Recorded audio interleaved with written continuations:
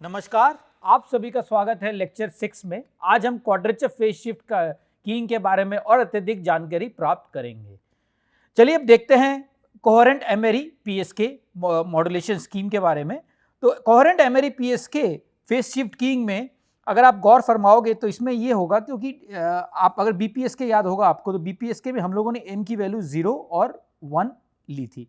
तो आपकी जो फेज शिफ्ट हो रही थी कॉस 0 और cos pi, 0 in the sense कि 2 पाई एफ सी टी और इसको मैं इस तरह से भी लिख सकता हूँ बीपीएस के केस में। तो अगर याद होगा आपको तो cos 2 pi f c t और cos 2 pi f c t plus pi.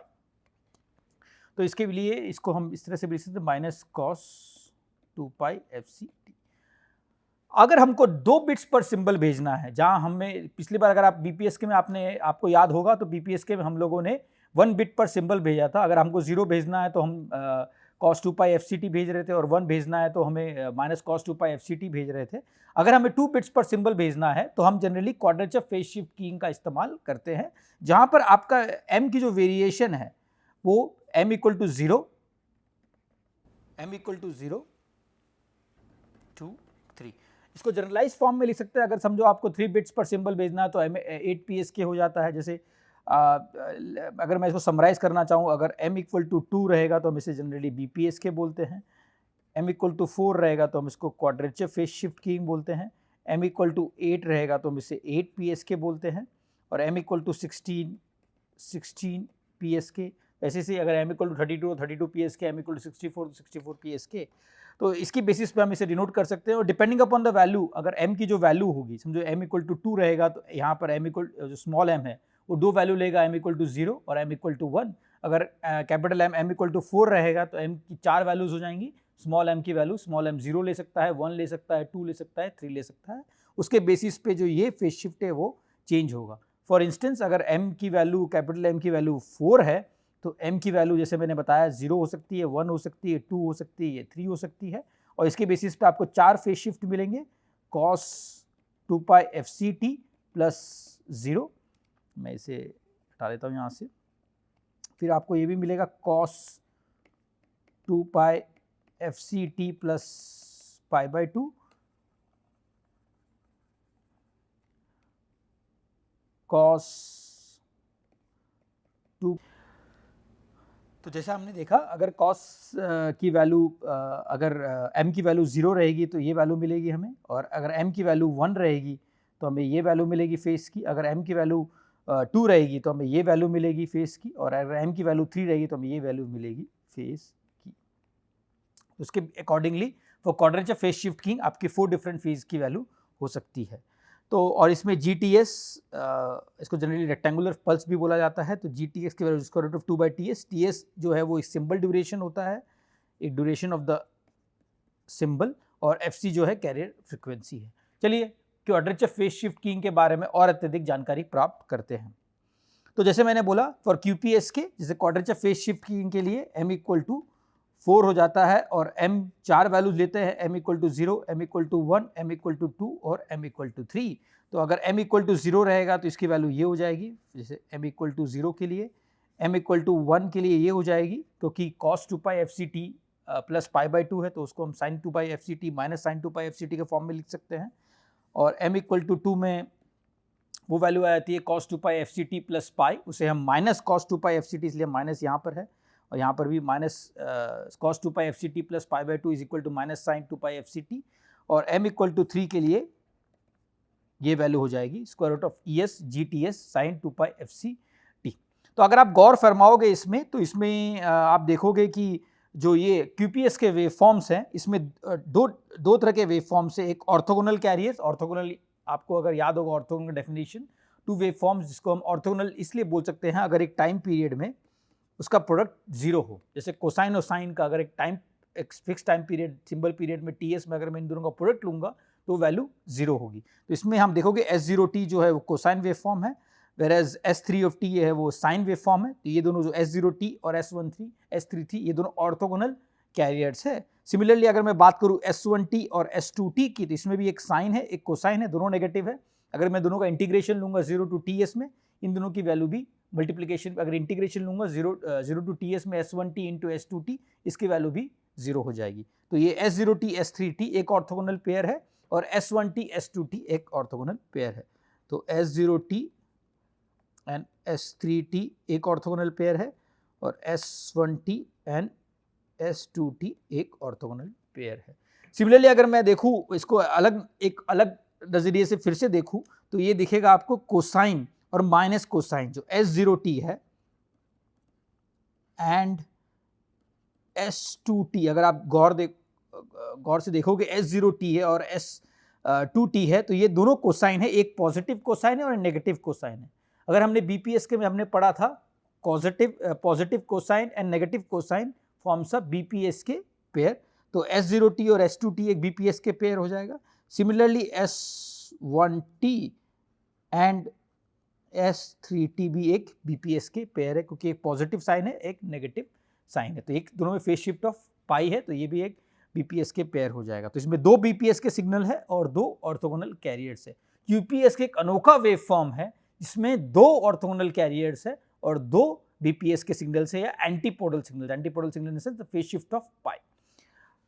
तो हम इसे इस तरह से मॉड्यूलेट करेंगे। अगर हमें दो, समझो एक बिट चेन आ रही है 0 0 1 0 0 1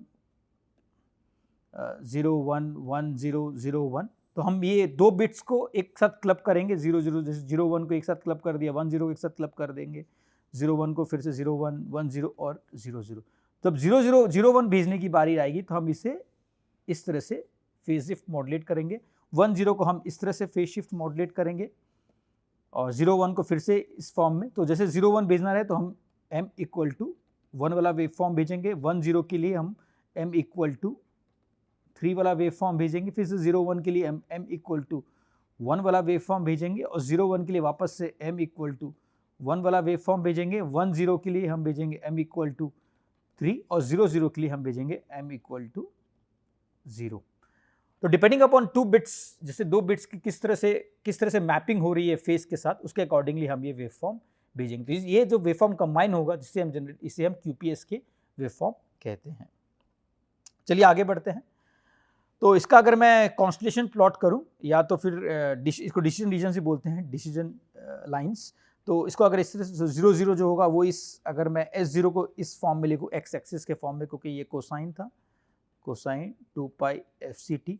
S1 जो थी वो थी साइन, अगर आप देखोगे ढंग से तो माइनस साइन था, तो S1 को मैं इस फॉर्म लिख सकता, 0 1 के मैपिंग के बेसिस पे, यहाँ पर जो मैंने मैपिंग की थी उसके बेसिस पे, और S2 की मैपिंग 1 1 थी, तो मैं इस फॉर्म में लिख सकता हूँ, ये माइनस कोसाइन था और ये फिर से साइन माइनस साइन। तो ये 4 फॉर्म में हो गया है कोसाइन। तो ये depending upon the decision regions, हम जैसे 0 0 भेजना है तो हम कोसाइन भेज रहे हैं, 0 1 भेजना है तो माइनस साइन भेज रहे हैं, 1 1 भेजना है तो माइनस कोसाइन भेज रहे हैं, और 1 0 भेजना है तो साइन वेव फॉर्म भेज रहे हैं। तो ये इसका डिसीजन रीजन है। ये देखो हर एक इसका एंगल 90 डिग्रीज है।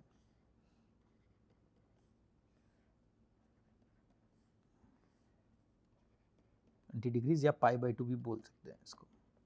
तो हर एक डिसीजन रीजन जो होता है ये π/2 है। तो अगर मैंने समझो 0 0 भेजा और गलती से इस डिसीजन रीजन में रिसीव हुआ तो ये सिंबल एरर बोलेंगे हम इसको। सिमिलरली अगर हमने 1 0 भेजा ट्रांसमीटर में और अगर गलती से यहाँ रिसीव हुआ, इस रीजन में रिसीव हुआ, तो इसे भी फिर हम सिंबल एरर बोलेंगे। तो इसका डिटेक्शन कैसे होगा? जैसे हमने पढ़ा ट्रांसमिशन, तो हमने देखा कि हम इसको इस तरह से ट्रांसमिट करेंगे डिपेंडिंग अपॉन हमें कौन सा 2 बिट की मैपिंग, किस तरह से मैपिंग मौजूद है, उसके बेसिस पे हम ट्रांसमिट करेंगे इसको। अगर 0 0 भेजना है तो m इक्वल टू 0 भेजेंगे, 0 1 भेजना है तो m इक्वल टू 1 भेजेंगे, 1 0 भेजना है 1 1 भेजना है तो m इक्वल टू 2 भेजेंगे, और 1 0 भेजना है तो m इक्वल टू 3 भेजेंगे। तो इस तरह से मैपिंग हमने देखा है, तो इसके बेसिस पे हमने ट्रांसमिट समझो कर दिया। अब रिसीवर में इसका डिटेक्शन कैसे होगा? तो अगर याद होगा बीपीएस के हम लोगों ने एक रेफरेंस वेवफॉर्म के बारे में पढ़ा था, एक रेफरेंस वेवफॉर्म जिसे हम ऑर्थोनॉर्मल बेसिस फंक्शन भी बोलते हैं, क्योंकि बीपीएस के में एक सिंगल डायमेंशन था। अगर आपको याद होगा बीपीएस के में सिंगल एक एक्स एक्सिस था, यहाँ पर 2 थे, 2 पॉइंट्स थे, एक plus square root of E B और minus square root of E B. लेकिन अगर QPS की बात करें तो ये 2 डायमेंशनल वेवफॉर्म है, 2 डायमेंशनल एक्सिस है, एक एक्स एक्सिस है और एक वाई है। एक्स एक्सिस वाला कोसाइन एक्सिस है और वाई एक्सिस वाला साइन एक्सिस है। क्योंकि इसमें दो एक्सिस है इसलिए हम इसे क्वाड्रेचर फेज शिफ्ट कीइंग कहते हैं, क्योंकि इसमें दोनों में फेज शिफ्ट ऑफ 90 डिग्री है। जैसे हमने देखा कि हर एक डिसीजन रीजन एक 90 डिग्री का है, तो ये दोनों कोसाइन और साइन में 90 डिग्री का फर्क है, तो इसलिए इसे क्वाड्रेचर फेज शिफ्ट कीइंग भी बोलते हैं। क्योंकि ये दो एक्सिस है इसमें, कोसाइन और साइन, इसलिए हमें दो रेफरेंस वेवफॉर्म की जरूरत पड़ेगी, क्योंकि इसमें हमें दो रेफरेंस वेवफॉर्म की जरूरत पड़ेगी। तो साई1t को हम जैसे बीपीएस के में डिफाइन किए थे वही सेम है, square root of 2/ts cosine 2 f c t, 2 f c t को हमने ओमेगा सी टी में से रिप्लेस कर दिया है, और साई2t square root of 2/ts sine omega c t. अब यहाँ दो रेफरेंस वेवफॉर्म है, तो जो ट्रांसमिटेड सिग्नल अगर आपने ध्यान दिया होगा, ट्रांसमिटेड सिग्नल हमने इस फॉर्म में लिखा था, square root of ES GTS cosine 2πfct plus 2πm/m। तो ये अगर आपको याद होगा इस फॉर्म में हमने लिखा था SMT square root of ES GTS cosine 2πfct plus 2πm/m। GTS का डेफिनेशन हमने ऑलरेडी डिफाइन किया था 2/TS। ओके, तो अगर मैं इस फॉर्म में देखूँ कोसाइन 2πfct प्लस 2πm/m, तो अगर मैं इसको इस फॉर्म में भी लिख सकता हूँ, माफ़ कीजिएगा, कोसाइन 2πfct प्लस 2πm/m। तो अगर मैं इसको ये मान लूँ, let me change the colour of, इसका मैं कलर अगर चेंज करने की कोशिश करूँगा,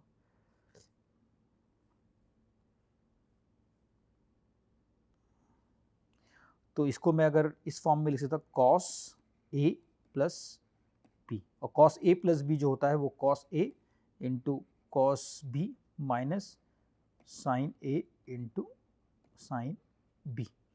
तो ए इसमें जो होगा वो आपका ये ए अगर मैं मान लूँ, और सेकंड वाले को अगर बी मान लूँ, इसको अगर ए मान लूँ मैं, और जो इस टर्म है इसको अगर मैं बी मान लूँ, तो मैं इसको इस फॉर्म में लिख सकता हूँ cos A into cos B minus sine A into sine B. तो मैंने वही फॉर्म में इसको लिखा यहाँ पर, cos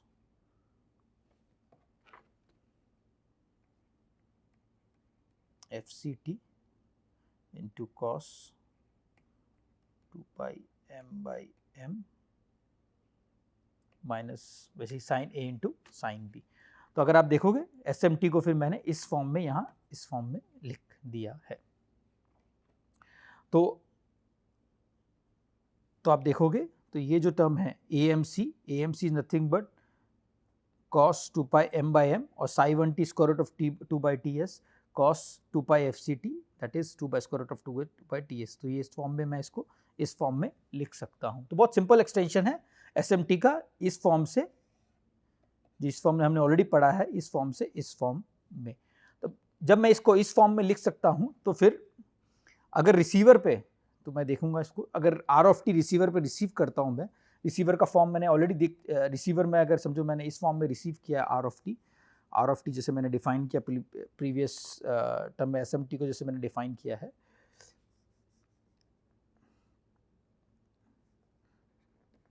R(t) will be equal to SMT plus N(t). N(t) is the noise. अगर मैं राइट नाउ मैं सिर्फ additive white Gaussian noise channel के एजम्पशन ले रहा हूँ कि SMT में जो इम्पैक्ट पड़ेगा सिर्फ वो एडिटिव वाइड गॉसियन नॉइज का ही पड़ेगा। तो SMT हमने ऑलरेडी लास्ट स्लाइड में डिफाइन किया है, SMT हमने ऑलरेडी लास्ट स्लाइड में डिफाइन किया है, that is square root of ES 2/TS cosine 2πfct plus 2πm/m। और इसको फिर हमने ब्रेक किया cosine A cosine B, cosine A plus B के बाद तो cosine A into cosine B minus cosine B minus sine A into sine B. तो मैं उसको इस फॉर्म में भी लिख सकता हूँ जैसे हमने लास्ट स्लाइड में डिफाइन किया है। तो मुझे आपको रिसीव सिग्नल यहाँ पर रिसीव हुआ, तो पहले हम क्या करेंगे, जैसे याद होगा आपको BPSK में हमने रेफरेंस वेवफॉर्म के साथ इसे मल्टीप्लाई किया था, फिर कोरिलेट किया था, इंटीग्रेशन एंड कोरिलेशन। तो ये फिर हमने कोरिलेट किया था, तो सेम फॉर्म हम यूज़ करेंगे, बट इसमें सिर्फ दो रेफरेंस वेवफॉर्म है, तो हम इसे दो रेफरेंस वेवफॉर्म से मल्टीप्लाई करेंगे। मुझे वापस से कलर में रेड पे कर देता हूँ, जिसे हमें दो रेफरेंस वेवफॉर्म से हम मल्टीप्लाई करेंगे।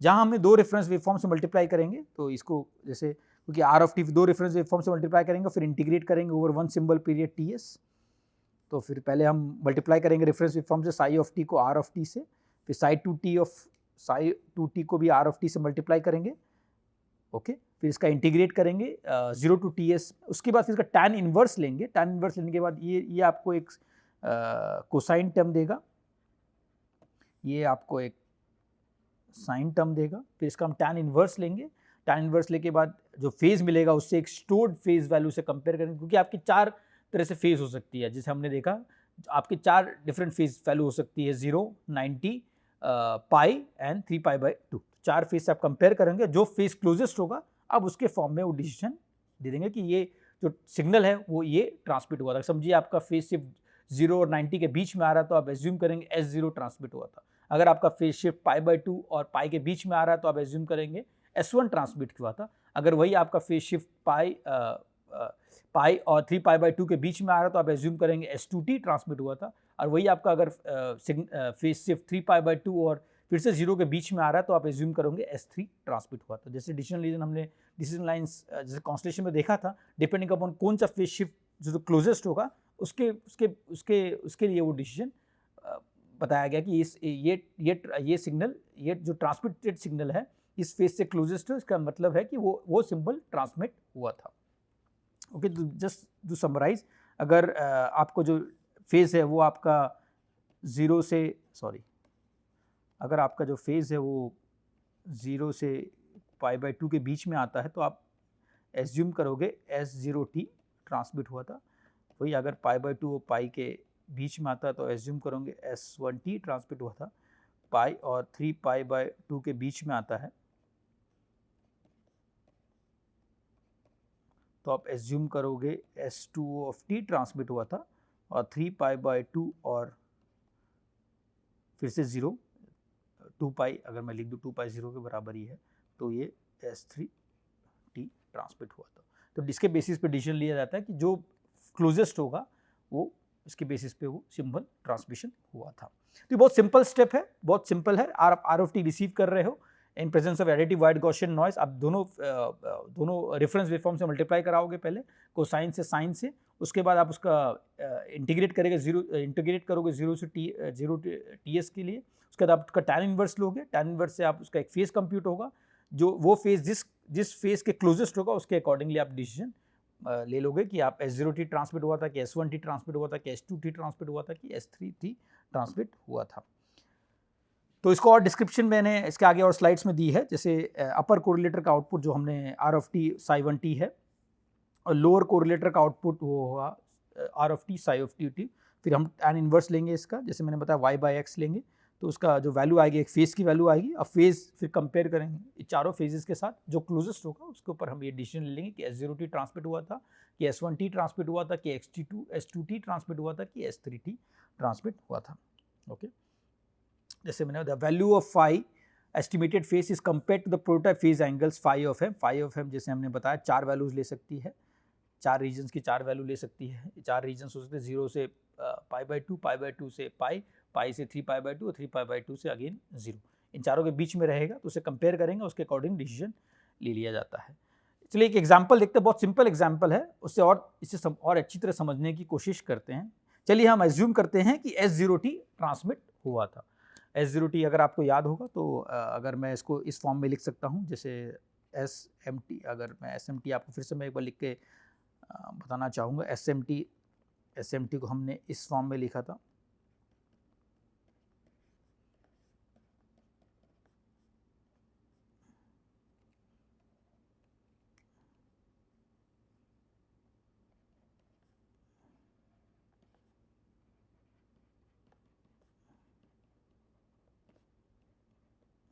ओके। तो इसमें हम SMT यानी और S0t यानी m इक्वल टू 0, तो m इक्वल टू 0 हो जाएगा। हम इसको जो m इक्वल टू 0 को फेस को इसको हम इस फॉर्म में लिख सकते हैं। तो इसको इसी फॉर्म में हमने लिखा है square root of ES 2/TS cosine omega CT plus phi 0, ठीक है। फाई 0 का मतलब प्लस है ये, और ये T है,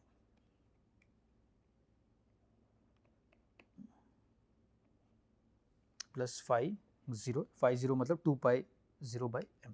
तो इसको अगर ब्रेक किए cos a into cos b तो हम इस फॉर्म में लिखते हैं cos 0 psi 1 की वैल्यू हमने already 2 square root of 2/ts cosine omega ct और sin 5 is 0 phi 0 और psi 2 की वैल्यू again square root of 2/ts sin omega ct। तो हम इसको इस फॉर्म में भी लिख सकते हैं। S0t जो यहाँ मिला है आपको, हम इसको इस फॉर्म में लिख सकते हैं। अब हम क्या करेंगे, इसको हम कोरिलेटर से मल्टीप्लाई करेंगे, जो पूरी सिग्नल है उसको psi 1t से मल्टीप्लाई करेंगे और psi 2t से भी मल्टीप्लाई करेंगे। अब तो देखते हैं क्या होता है। तो अपर कोरिलेटर का जो आउटपुट होगा, जहां हमने S1t को, सॉरी यहाँ पर S1t की जगह S0t होना चाहिए था, यहाँ जहां हमने S0t को मल्टीप्लाई करेंगे, इसको S0t को मल्टीप्लाई करेंगे square root of 2/ts cosine omega ct से। साइन और कोसाइन दोनों ऑर्थोगोनल वेव फॉर्म्स हैं, तो वो 0 हो जाएंगी। और जो पहला टर्म है यहाँ का, जो ये पहला टर्म है, इसको हम जब मल्टीप्लाई करेंगे psi 1t से, और psi 1t से मल्टीप्लाई करेंगे, उसका आउटपुट 1 होता है। तो हम उसको जब मल्टीप्लाई करेंगे तो हमें ये वैल्यू मिल जाएगा square root of ES cosine phi of 0। बहुत सिंपल है, आप खुद करके भी देख सकते हो। सिमिलरली लोअर कोरिलेटर का आउटपुट जब साइन से मल्टीप्लाई करेंगे, psi 2 ऑफ t से, जो ये है, इससे जहाँ मल्टीप्लाई करेंगे तो साइन और जो पहला टर्म था कोसाइन का वो 0 हो जाएगा, और sine 2t into sine psi 2t into psi 2t again over a period of 0 to ts the value is 1। तो हम इसको फिर से इस फॉर्म में लिख सकते हैं। तो अपर कोरिलेटर का जो आउटपुट होगा, x की जो आउटपुट होगी, अपर कोरिलेटर वाला आउटपुट वो ये होगा, वेयरएज लोअर कोरिलेटर का जो आउटपुट होगा वो ये होगा। तो बेसिकली इसका मतलब ये हुआ, अगर मैं तो इसका जो आउटपुट होगा, अगर S0t ट्रांसमिट हो रहा है तो वो हो जाएगा square root of ES cosine phi, और सिमिलरली लोअर कोरिलेटर का आउटपुट हो जाएगा square root of ES sine phi. तो यही मैंने यहाँ बताने की कोशिश, अगर मैं एज्यूम कर रहा हूँ S0t ट्रांसमिट हुआ है, ठीक है। इसको मैं साइज 0 कर देता हूँ ताकि मोर स्पेसिफिक हो जाए। फिर हम इसका tan इनवर्स लेंगे, tan inverse of y by x. तो जब tan inverse of y by x लेंगे तो साइन और कोसाइन आपस में कैंसिल हो जाएंगे tan इनवर्स के साथ, तो जो फेज शिफ्ट बचेगा वो सिर्फ phi 0 का बचेगा। After comparing received phi 0 with the stored prototype, a decision is made in favour of S0 of t। phi 0 को हम कंपेयर करेंगे, phi 0 अगर नॉइस के इम्पैक्ट ज़्यादा नहीं है और उसी डिसीजन रीजन में फॉल कर रहा है, 0 to π/2 के डिसीजन रीजन में फॉल कर रहा है, जो वैल्यू phi 0 वाली है, अगर phi 0 और π/2 के डिसीजन रीजन में फॉल कर रहा है, then will make a decision on favour of S0 of t। तो हम ये बताएंगे कि S0 ऑफ t ट्रांसमिट हुआ था। सिमिलरली अगर एज्यूम करते हैं कि phi 1 ट्रांसमिट हुआ था, जो π/2 टू पाई के डिसीजन रीजन में है, तो उसके अकॉर्डिंग सेम प्रोसीजर फॉलो होगा और हम ये डिसीजन S1t के फेवर में ले लेंगे। तो ये इस तरह से हम क्वाड्रेचर फेज शिफ्ट कीइंग का डिमॉड्यूलेशन करते हैं। अब देखते हैं probability of error for QPSK। अगर आप प्रीवियस डिस्कशन देखें तो QPSK में 2 BPS के वेव फॉर्म है, जिसे हमने देखा था S0t और S2t और S1t एंड S3t, 2 BPS के वेव फॉर्म है। अगर ये दोनों BPS के वेव फॉर्म में कोई क्रॉस कोरिलेशन नहीं है, क्योंकि इसमें आप देखोगे 2 BPS के वेव फॉर्म है, दोनों इंडिपेंडेंट BPS के वेव फॉर्म है। पहली बिट और लास्ट सेकंड बिट देखें, दोनों इंडिपेंडेंट BPS के वेव फॉर्म है। अगर हम एज्यूम करते हैं कि दोनों में कोई इंटरफ्रेंस या क्रॉस टॉक नहीं हो, तो बिट एरर प्रोबेबिलिटी QPSK की होगी वो सेम एज BPSK होगी, क्योंकि ये each QPSK waveforms contains 2 BPSK waveforms. अगर ये दोनों BPS के वेवफॉर्म से कोई क्रॉस टॉक वगैरह ना हो तो हम ये एज्यूम कर सकते हैं जो बिट एरर प्रोबेबिलिटी है QPSK की वो BPSK के बराबर है। बट सिंपल एरर प्रोबेबिलिटी अलग हो सकती है। इस पर बहुत इंपॉर्टेंट मैसेज है ये कि bit error probability may be same but symbol error probability में भी डिफरेंट। सिंबल एरर प्रोबेबिलिटी अलग इसलिए हो सकती है क्योंकि एक सिंबल में 2 बिट्स होते हैं, पहली बिट और सेकंड बिट। कभी एक पहली बिट भी एरर होगी तो सिंबल एरर प्रोबेबिलिटी हो जाएगी, सेकंड बिट अगर एरर में तो भी सिंबल एरर प्रोबेबिलिटी हो जाएगी, अगर दोनों बिट एरर में रहेगी तो भी सिंबल एरर प्रोबेबिलिटी हो जाएगी। तो चलिए कैलकुलेट करते हैं symbol error probability, is very very important. तो BPS के बिट एरर प्रोबेबिलिटी भले सेम हो सकती है but symbol error probability QPSK की इस तरह से हम कैलकुलेट करेंगे। तो सिंबल एरर प्रोबेबिलिटी कैसे कैलकुलेट करेंगे, तो सिंबल एरर प्रोबेबिलिटी कैसे हो सकती है, समझो आप जैसे हमने एग्जांपल दिया था, अगर आपके 2 बिट ट्रांसमिट कर रहे हो 0 0 0 1 1 1 और 1 0, अगर ये बिट एरर में है तो भी ये सिंबल एरर में होगा, ये बिट एरर में है तो भी ये सिंबल एरर में होगा।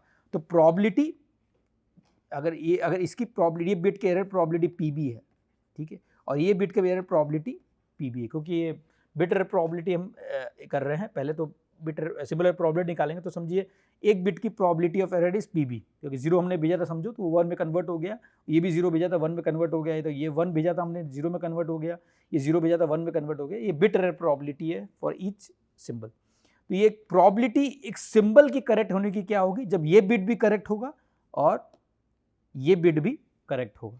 तो हमने ये लिखा है, अगर देखोगे ये वाला, तो ये प्रॉबिलिटी कि ये सिंबल कैसे करेक्ट होगा, जब पहला बिट भी करेक्ट रिसीव हुआ है और दूसरा बिट भी करेक्ट रिसीव हुआ है। तो 1 माइनस पी मतलब पहला बिट करेक्ट है और सेकेंड बिट भी करेक्ट है, तब आपका सिंबल भी करेक्ट है। ओके, जब आपका पहला बिट भी करेक्ट है, सेकेंड बिट भी करेक्ट है, तब आपका सिंबल करेक्ट है। अगर एक भी बिट गलत हुआ तो आपका सिंबल में भी एरर होगा। तो जब इसका, इसलिए हम इसको इस फॉर्म में लिख सकते हैं, जब पहला बिट भी करेक्ट है और सेकेंड बिट भी करेक्ट है, तो हम ये लिख सकते हैं probability of correct, probability that the क्यूपीएस के सिग्नल रिसीव्ड करेक्टली। तो हमने पीबी ऑलरेडी देखा हुआ, पीबी का फॉर्म इस फॉर्म में है। प्रॉबिलिटी ऑफ बिट एरर का फॉर्म बहुत सिंपल है, Q function of square root of EB by N naught. तो ये इसका प्रॉबिलिटी ऑफ बिट एरर है, ये 1 माइनस पीबी जो हो जाएगा प्रॉबिलिटी ऑफ करेक्ट बिट, क्योंकि एक क्यूपीएस के में 2 बिट्स है तो ये दोनों इंडिपेंडेंट है, तो ये प्रॉबिलिटी हो जाएगी कि आपकी सिंबल भी करेक्ट है। और पीबी का एक्सप्रेशन हमें पता है, तो पीबी का एक्सप्रेशन यहाँ से यहाँ सब्स्टिट्यूट करेंगे तो हमें मिल जाएगा प्रॉबिलिटी दैट द क्यूपीएस के symbol has been received correctly. ये प्रॉबिलिटी है कि आपके जो क्यूपीएस के सिंबल है वो करेक्टली रिसीव हुआ है। अब एरर कैसे निकालेंगे, तो probability of symbol error will be 1 minus probability कि आपकी जो सिंबल है वो इनकरेक्ट है। तो इसको अगर इस फॉर्म में लिख देंगे हम, तो ये हो जाएगी आपकी प्रॉबिलिटी ऑफ सिंबल एरर इस केस में, ठीक है। तो ये वही मैंने किया है यहाँ पर, 1 माइनस पी 1 तो 1 minus Q function square 2 by N by square, क्योंकि आपके 2 बिट्स है। तो probability of symbol error will be 1 minus PC, PC जो आपकी प्रॉबिलिटी की सिंबल सही है। तो इसको इस फॉर्म में, तो 1 minus this function will give me something like this. तो ये आपकी सिंबल एरर प्रॉबिलिटी आ गई क्यूपीएसके की, ये आपकी सिंबल एरर प्रॉबिलिटी आ गई क्यूपीएसके की। बहुत ही इंटरेस्टिंग ऑब्जर्वेशन है। अगर मैं एज्यूम करूँ आपकी एसएनआर काफ़ी ज़्यादा, यानी ईबी बाय एनओ बहुत ज़्यादा है, तो ये टर्म जो होगा बहुत नेग्लिजिबल होगा। ये अगर आपकी ईबी बाय एनओ बहुत ज़्यादा है तो ये term will be very close to 0, तो इसको हम नेग्लेक्ट कर सकते हैं। तो आपकी सिंबल एरर प्रोबेबिलिटी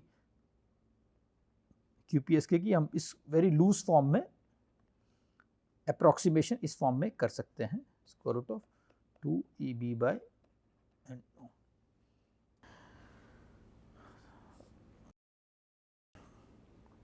तो ये हो गया सिंबल एरर प्रोबेबिलिटी क्यूपीएसके की।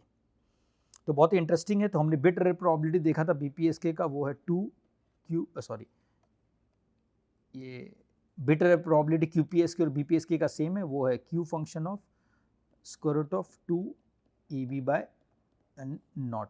अगर सिंबल है प्रोबेबिलिटी क्यूपीएसके की 2 अप्रॉक्सीमेशन है, ये Q फंक्शन ऑफ, तो आप देखोगे कि symbol probability approximately twice the bit error probability, approximately twice the bit error probability, but at higher large signal to noise ratio this is valid. जहाँ signal to noise ratio कम होता है, जहाँ पर एसएनआर ईबी वैल्यू की value कम होगी, तो ये वैल्यू वैलिड नहीं होगा, ये अप्रॉक्सीमेशन वैलिड नहीं होगा। But large signal to noise ratio के लिए हम ये अप्रॉक्सीमेशन इस तरह से कर सकते हैं कि आपकी जो सिंबल एरर प्रोबेबिलिटी है क्यूपीएसके की, दैट विल बी अराउंड वो 2 ट्वाइस बिट एरर प्रोबेबिलिटी के बराबर होगी।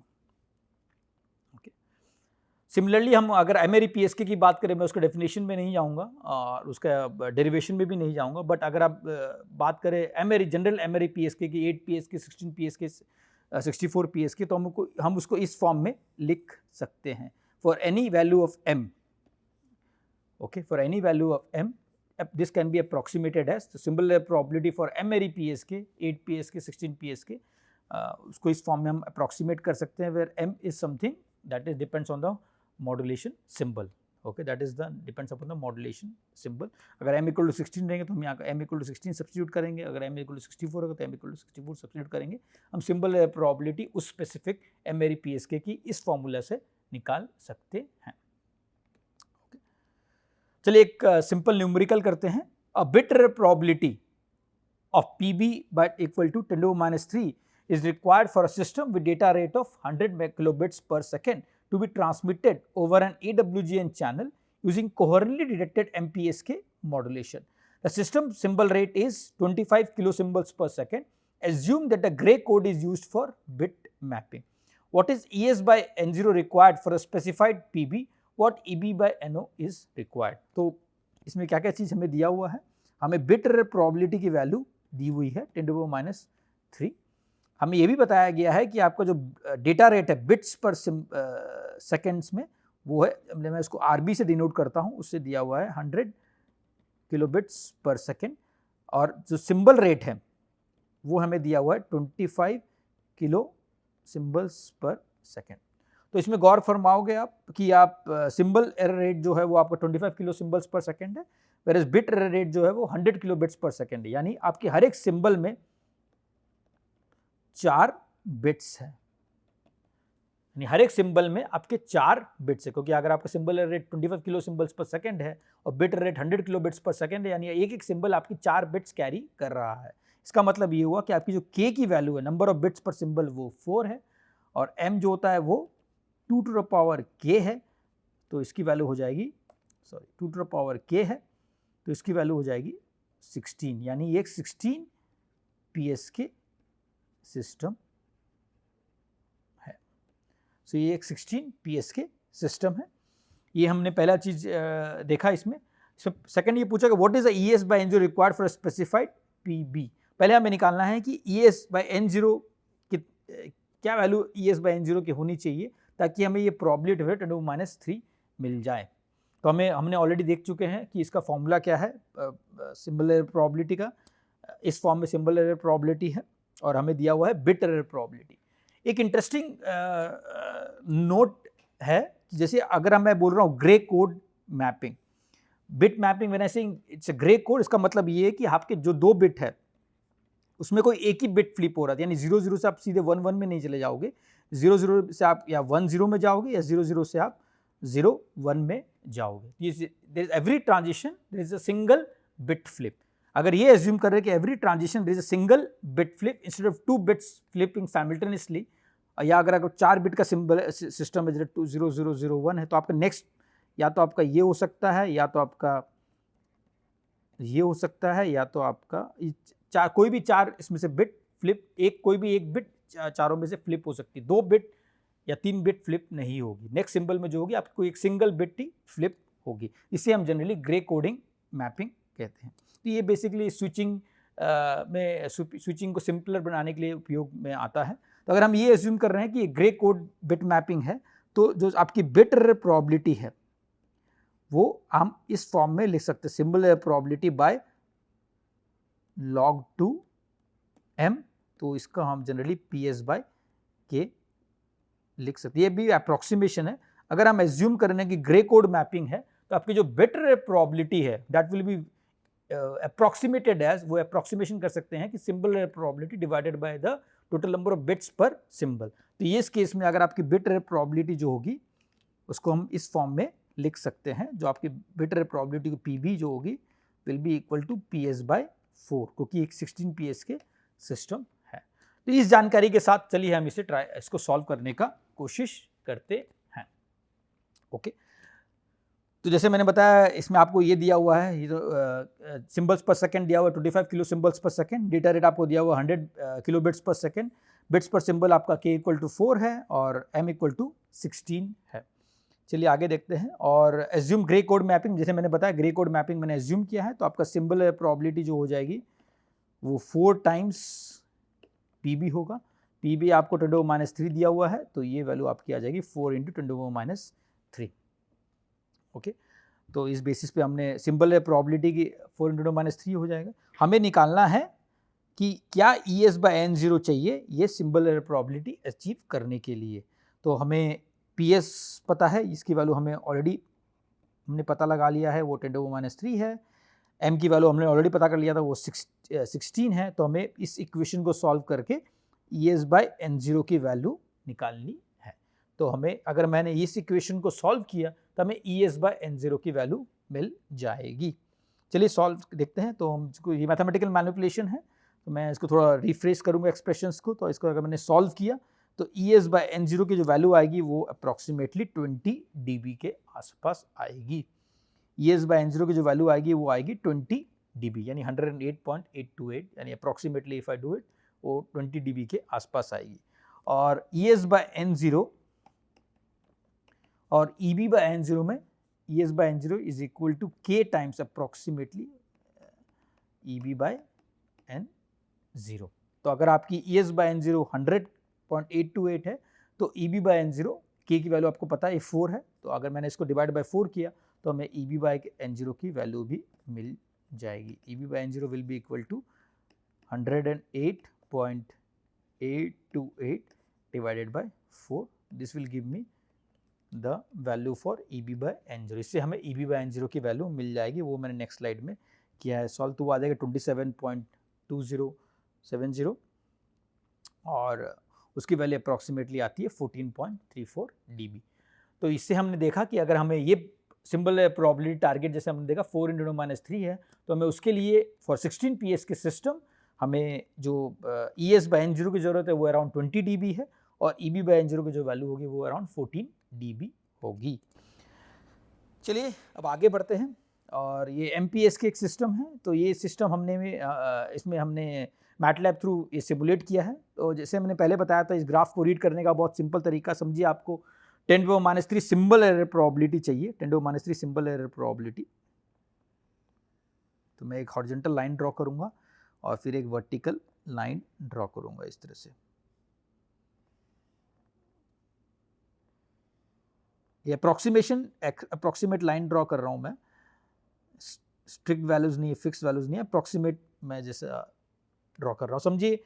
तो बहुत सिंपल तरीके से इसको रीड कर सकते हैं। समझिए आपको अगर सिंबल (10⁻³ चाहिए तो आपको जो EB/N0 रिक्वायरमेंट है फॉर m = 4 है वो अप्रॉक्सीमेट वैल्यू अगेन 8 dB के आसपास होगी। वही आपको 8 PSK में वो कुछ करीब 12 dB के आसपास होगी। वेरएज अगर मैं m = 16 की बात करूँ तो वो अराउंड 16 dB के पास होगी। और वही मैं m = 32 की बात करूँ तो वो अप्रॉक्सीमेटली 22 dB के पास होगी। और अगर m = 64 की बात करूँ तो अप्रॉक्सीमेटली वो 27 dB के आसपास होगी। तो आप देखोगे इसमें जैसे हम m की वैल्यू बढ़ा रहे हैं, m = 4 to m = 8 to 16 32 64, EB/N0 requirement बढ़ रही है, क्योंकि ये तो क्वाइट ऑब्वियस है। क्योंकि अगर आपको याद होगा हमने पढ़ा था, जैसे आप m की वैल्यू बढ़ाओगे तो आपकी जो डिसीजन लाइन से वो सिकुड़ जाएंगी और आपके सिंबल प्रोबेबिलिटी की संभावना बढ़ जाती है, क्योंकि दोनों सिंबल क्लोजली पैक्ड हो जाएंगे। तो इसकी वजह से ये हो रहा है कि जैसे मैं m की वैल्यू बढ़ा रहा हूँ तो सेम प्रोबेबिलिटी अगर चाहिए कोई सिस्टम, अगर समझिए मुझे चाहिए 10⁻³ सिंबल एरर प्रोबेबिलिटी, 10⁻³ का मतलब है 1000 में से एक सिंबल आपकी एरर में होगी। तो अगर मैं QPS के सिस्टम यूज़ कर रहा हूँ, m = 4 सिस्टम यूज़ कर रहा हूँ, मुझे बस 8 dB EB/N0 की ज़रूरत पड़ेगी। लेकिन जैसे ही मैंने 8 PS सिस्टम यूज़ किया तो मुझे 12 dB EB/N0 की ज़रूरत पड़ेगी। और अगर m = 64 यूज़ कर रहा हूँ तो मुझे अराउंड 27 dB EB/N0 की ज़रूरत पड़ेगी। तो जैसे आपकी m की वैल्यू बढ़ रही है, आपकी EB/N0 की रिक्वायरमेंट भी बढ़ रही है। बस इसके फ़ायदे भी ये हैं कि आप m = 64 में, m = 4 में आप सिर्फ 2 बिट्स भेज पा रहे हो, 2 बिट्स भेज पा रहे हो। वेरएज m = 3 में आप 3 बिट्स भेज पा रहे हो, m = 16 में 4 बिट्स भेज पा रहे हो, 32 में 5 बिट्स भेज पा रहे हो, 64 में 6 बिट्स भेज पा रहे हो। तो आपका डेटा रेट जो देखोगे आप QPS के और 64 के मुकाबले आप 3 टाइम्स बढ़ गया। तो नंबर ऑफ बिट्स, अगर QPS की data rate 100 kilobits per second है तो m = 64 में आपकी जो डेटा रेट हो जाएगी वो अगर 300 किलोबिट्स पर सेकेंड हो जाएगी, 3 गुना बढ़ जाएगी, क्योंकि आप number of bits per symbol बढ़ा रहे हो m = 4 से m = 64। नुकसान यही है कि आपके जो ये है EB/N0 रिक्वायरमेंट भी बढ़ जाएगी, क्योंकि अगर प्रोबेबिलिटी ऑफ एरर अगर आपको सेम मेंटेन करना है तो।